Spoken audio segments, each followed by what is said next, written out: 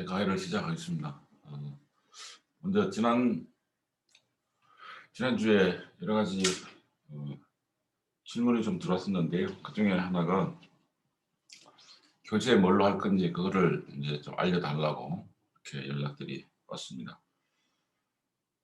솔직히 이게 그 지난주에도 얘기했다시피 약간 고민이 있습니다. 그 학과에서는 어렵게 가르쳐달라, 카이스트 수준으로 가르쳐달라 이렇게 얘기를 하는데, 그래서 카이스트에서 사용하는 그런 교재를 기준으로 해달라 요청이 왔는데,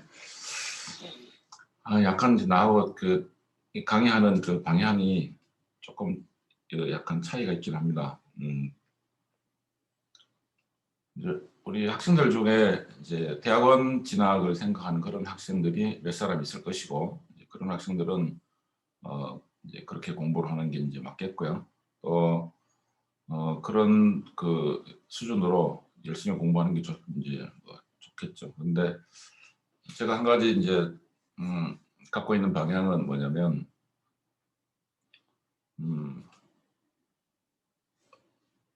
이제 그 실제로 지금 우리 사회에서, 그러니까 우리 그 직장이나 이런 곳에서 이제 무엇을 원하고 있는가 하면은 문제 해결 능력을 원합니다. 문제를 해결하는 능력을 원한다. 근데 이제 우리 대학 강의가 강의 듣고 이제 또 과제를 하죠. 과제하고 그런 다음에 이제 그 시험을 보고 그런 다음에 학점을 받는 이런 식이 많습니다.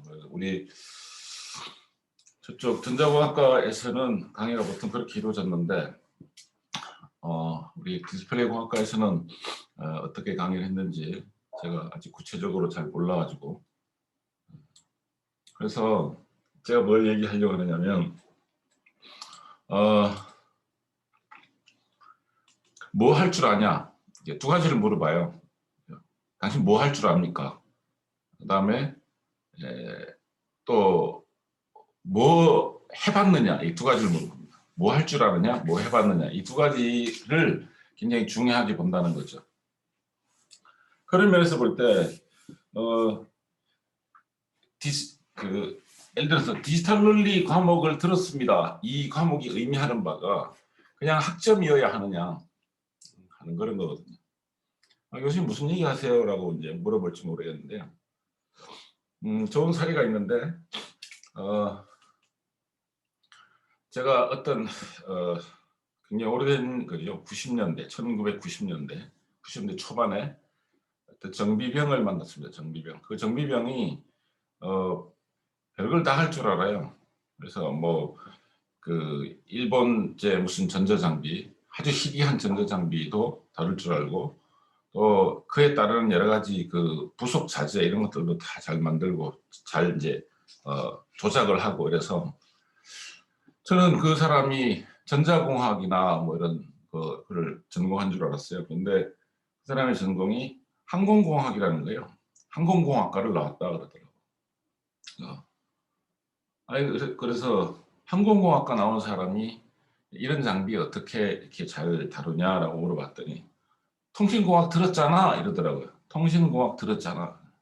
아니 내가 전자공학과 나와서 통신공학, 통신이론, 뭐 디지털 통신, 무선 통신, 유선 통신 그거 나도 다 들었다.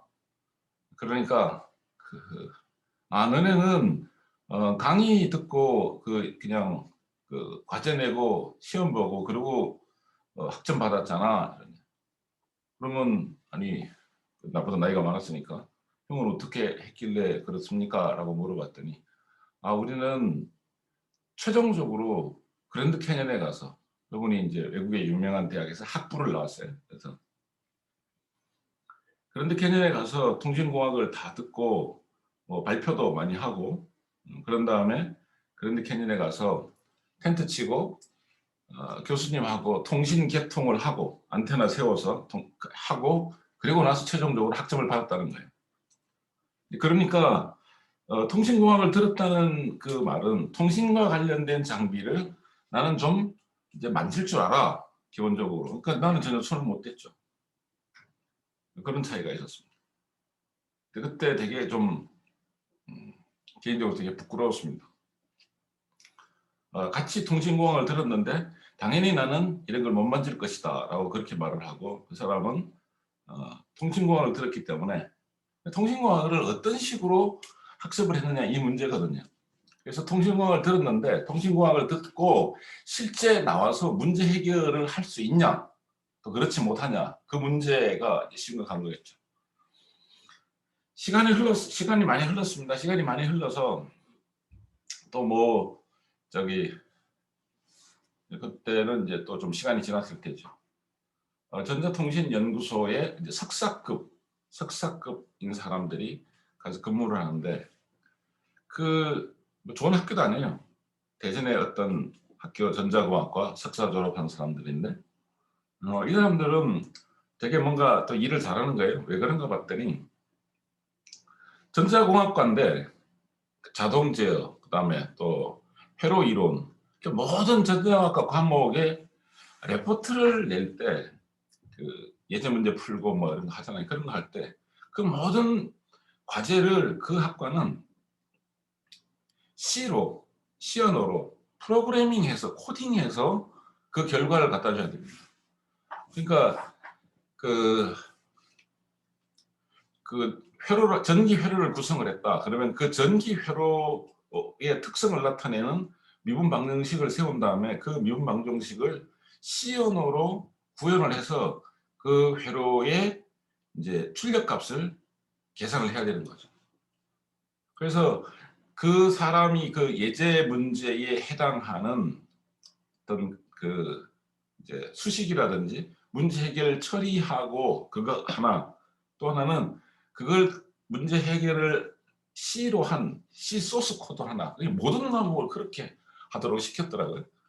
그러니까 연구소에 가서 어떤 일을 하는데 한쪽은 그 계산기 두드리고 손으로 무슨 계산하고 뭐 이런 식으로 일을 하는데, 한쪽에서는 코딩해서 프로그램 짜가지고 다 하더라는 거죠.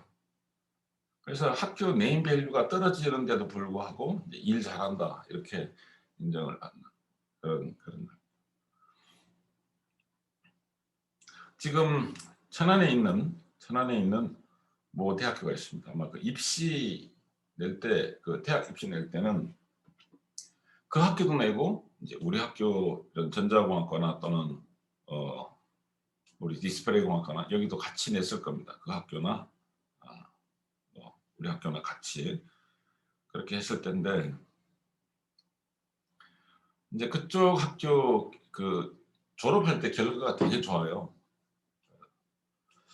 그래서 보면은 모든 과목이 다 이제, 그러니까 강의 시간은 3시간인데 그 집에 가는 시간은 밤 9시라는 거죠.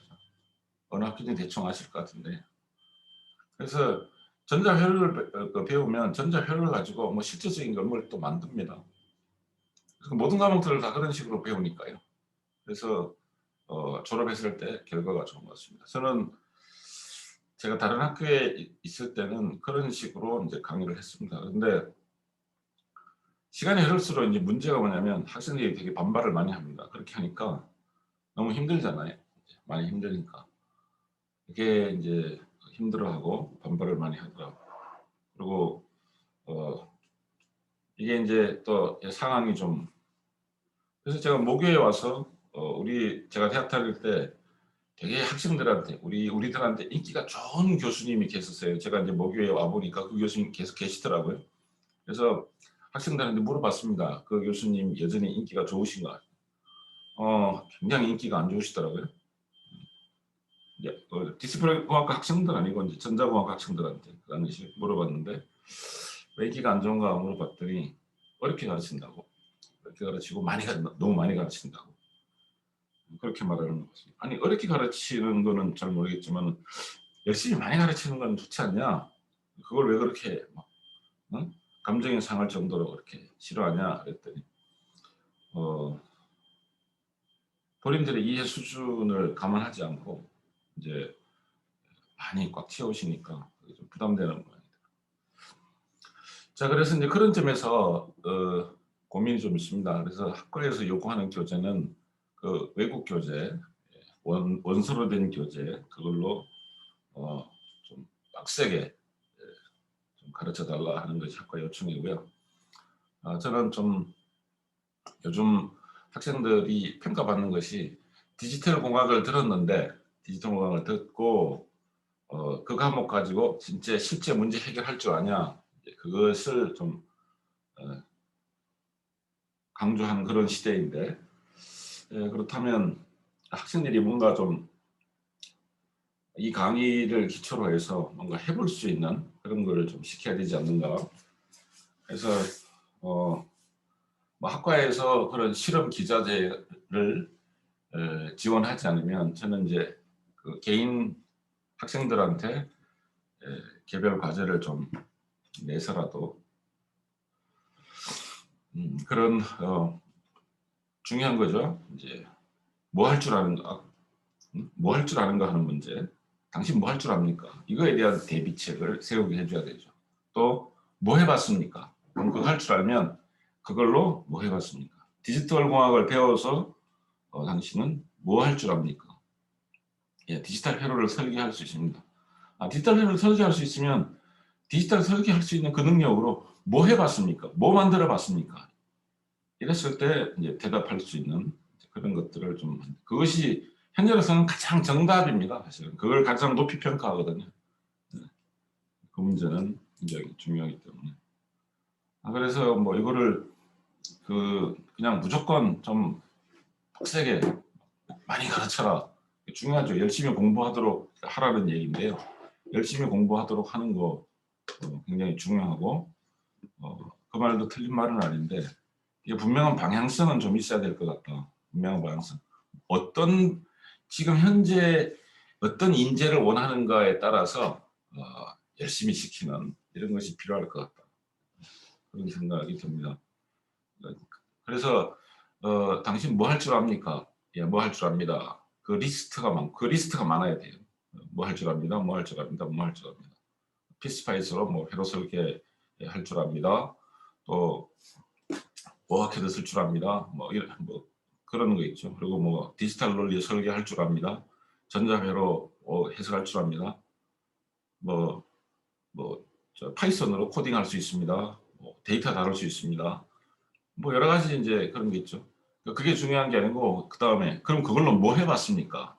그걸로 뭐 해봤습니까? 저는 어떤 프로젝트 해봤습니다. 뭐 우리 전자공학과 같은 경우는 졸업 작품인가 이제 그거 한 가지 해보거든요. 근데 또 뭐 있죠. 또 뭐 다른 실습 비슷한 거 뭐 있는 것 같은데 저는 그런 거를 학생들한테 최소한 7개 졸업하기 전에 목표로는 한 12개를 목표로 해서 뭐 할 줄 안다는 리스트 만들고 이제 뭐 할 줄 안다, 뭐 할 줄 아는 리스트를 만들고 두 번째로 해본 거 실제로 해본 거 리스트를 만드는데 12개를 목표로 해라. 근데 보통 학생들이 내가 그걸 강조해서 시켜보니까 뭐 대학교 3학년 2학기 때 뭐 이럴 때 이제 내 얘기를 듣고 준비한 한 7개 정도 그렇게 하더라고요. 근데 그 정도만 해도 보면 학생들이 회사를 골라서 가더라고요. 사람인에다가 올려놔 봤더니 잠을 못 자겠습니다. 방학 때 보통 막 12시, 1시에 일어나야 되는데 9시부터 면접을 하고 전화가 막 오니까 잠을 못 자겠습니다. 그런 것들이 있었고 또 취업하기 좀 약간 약점을 갖고 있는 사람들, 취업하기 좀 기본적으로 좀 불리한 사람들이 있습니다. 그런 사람들도 좋은데 골라서 가고 그런 일이 있었습니다. 그래서 학과의 요구를 들어줘야 될 것 같아요. 공식적으로는 어떤 교재를 이제 채택을 하되 또 제가 생각하는 대로 학생들한테 뭔가를 좀 해볼 수 있는 기회를 부여해야 되지 않을까. 그런데 사실상 지금 코로나 상황이라 모여서 회의하고 뭐 이렇게 따로 수업 시간 외에 또 뭐 만들자 이렇게 할 수 있는 그 여력이 안 됩니다. 그래서 이런 경우는 소수라도 희망하는 사람 위주로 해서 해야 되지 않겠나 저는 그렇게 생각을 합니다. 그래서 공식적으로는 우선 내가 공식적으로 교재를 지정해 줄 때까지는 그냥 이거 수업 처음에는 좀 쉬우니까요. 그냥 상식 수준이니까 좀 듣고 있다가 제가 교재 지정해주면 그때 뭐 교재를 준비하도록 하고요. 수업 내용은 그냥 좀 쉽게 좀 이해할 수 있도록 하고, 저는 어떻게 그러면 학생들한테 그런 문제 해결 능력을 배양할 것인가, 이런 거에 대해서는 차차 또 소개하도록 하겠습니다. 자, 수업 지난주 우리 다 알고 있던 내용들을 다시 한번 이제 정리를 합니다. 그리고 우리는 저쪽 소프트웨어 하는 사람들은 데이터 처리하고요. 우리는 신호 처리하는 사람들입니다. 신호 처리. 신호는 어디서 발생하는가? 시스템에서 신호가 발생이 됩니다. 어떤 목표 있는 신호를 이렇게 나타내기도 하고요. 또 어쨌든 간에 모든 시스템, 자연계의 시스템이든 또 인공 시스템이든 시스템에서는 반드시 신호가 발생한다는 거죠. 그래서 그런 신호에는 두 가지가 있는데, 아날로그 신호와 디지털 신호가 있습니다. 그래서 디지털 신호는 명백히 구별되는 두 레벨의 신호값만을 갖습니다. 그래서 디스크리트하죠. 값이 이렇게 요 값하고 요 값이 디스크리트합니다. 디스크리트하고, 아날로그 신호는 이렇게 연속적으로 변화합니다. 연속적으로 변화하고, 이런 물리값, 온도, 속도, 소리, 빛, 이런 것들은 시간에 따라서 연속적입니다. 이렇게 연속적, 이렇게 연속적이다. 어떤 특정 구간의 그 신호의 실수값은 무한대다. 실수값, 신호의 실수값은 무한대다, 이렇게 되는 거죠. 그런 차이가 있습니다. 그다음에 디지털 시스템과 아날로그 시스템, 디지털 신호와 아날로그 신호가 있으면 또 디지털 시스템과 아날로그 시스템이 있는 거죠. 자, 디지털 시스템은 이산적인 정보를 가공하고 처리해서 목적으로 하는 어떤 정보를 출력하는 그런 장치를 말합니다. 이산 정보를 가공하고 처리한다. 그다음에 정보를 출력합니다. 자, 연속적인 정보를 입력받아서 처리해서 연속적인 형태의 정보를 출력하는 시스템을 아날로그라고 합니다. 정보는 사실 엄밀하게 말하면, 여기 정보는 아닌 것 같은데, 연속적인 신호를 입력받아 처리하여서 연속적인 형태의 어떤 정보를 출력하는 시스템. 어떤 시스템을 통과했으니까 나오는 게 정보라고 하죠. 이제 들어가는 것은 영속적인 신호 값을 받아, 이렇게 하는 것이 맞을 것 같습니다. 디지털 시스템의 장점은 내외부가 잡음에 강합니다. 잡음에 강하다. 그다음에 설계가 용이하다. 설계하기가 좀 쉽다. 그러니까 그냥 쉽다는 게 아니고 상대적으로 쉽다는 거예요. 상대적으로. 디지털 시스템은 프로그래밍으로 전체 시스템을 제어할 수 있다는 거죠. 제어할 수 있다. 그래서 사양 변경에 쉽게 대응할 수 있다. 사양 변경에 쉽게 대응할 수 있다. 그러니까 스펙이 바뀌어도 빨리빨리 고칠 수 있다, 이런 얘기죠. 개발 시간을 단축시킬 수가 있다. 그다음에 디지털 시스템에서는 정보 저장과 가공하기가 용이하다. 이산값이기 때문에요. 이산값이기 때문에 값을 저장하기가 좀 편합니다. 디지털 시스템에서는 정보 처리의 정확성과 정밀도를 높일 수 있다. 아날로그 시스템으로는 다루기 어려운 비선형 처리나 다중화 처리도 가능하다. 디지털 시스템은 전체 시스템 구성을 소형화 또 저가격화할 수가 있다. 이런 점들이 장점입니다.